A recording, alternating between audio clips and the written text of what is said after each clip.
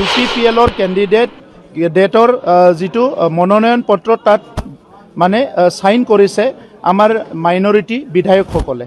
গতিকে হিটো ৰাজনৈতিকভাৱে ইমান বহুত বেছি তেৰা বেকাকে টানি পেলাই ইয়াত কি মিনিং ওলাব বিচাৰিছে। কালি মাইনৰিটি কেণ্ডিডেট এজনক বড়োই তাত মনোনয়ন পত্ৰত প্ৰপ'জ হ'ব পাৰে, বড়ো MLA, বড়ো এজন MLA কি কয় বড়ো সাংসদ এজন মনোনয়ন পত্ৰ দাখিল কৰিছে, তাত 3জনকৈ মাইনৰিটি বিধায়ক মানে ইয়াত সাইন কৰিছে। বড়োলেণ্ডৰ কৰা নাই, শিলচৰৰ পৰাটো কৰিছে।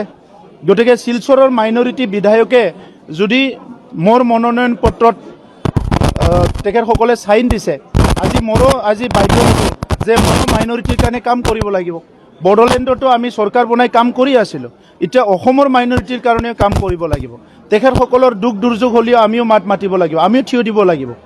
গতিকে এই কথাখিনি আজি তেখেতসকলে আজি ওৱান ষ্টেপ আগবাঢ়ি আহি ৰাজনীতিৰ কথাটো দূৰত থৈ এজন বড়ো মানুহক বা বড়ো জনগোষ্ঠীৰ এজন সদস্যক তেখেতসকলে আহি আজি যে সমৰ্থন জনাই মনোনয়ন পত্ৰ দাখিল কৰিছে, সেইটো মিডিয়া হাউচে ইমানে তেৰা বেকাকে ঘূৰাইছে, তাৰ পৰা কি ৰিজাল্ট ওলাব বিচাৰিছে। বড়ো মাইনৰিটি এক হ'ব নালাগে, তেখেতসকলৰ আমি ওচৰত যাব নালাগে, তেখেতসকলে আমাৰ ওচৰত আহিব নালাগে নেকি? সদায় কাজিয়া কৰি থাকিলে ঘৰ জ্বলাই থাকিব লাগে, কি কথা কৈছে? এইটোতে কি মিনিং ওলাব বিচাৰিছে মই নাজানো। এইটো হ'ব পাৰে বেলেগ অইন দলৰো হ'ব পাৰে, NDAৰো হ'ব পাৰে, NDAৰ নহ'বও হ'ব পাৰে। চ' তেখেতসকলে মোক ভাল পাইছে, মই তেখেতসকলক জানো। মোৰ তাত আহি পেলাই তেখেতসকলে প্ৰপ'জাৰ হিচাপে সাইন কৰিছে, ডেটছ হ'ল।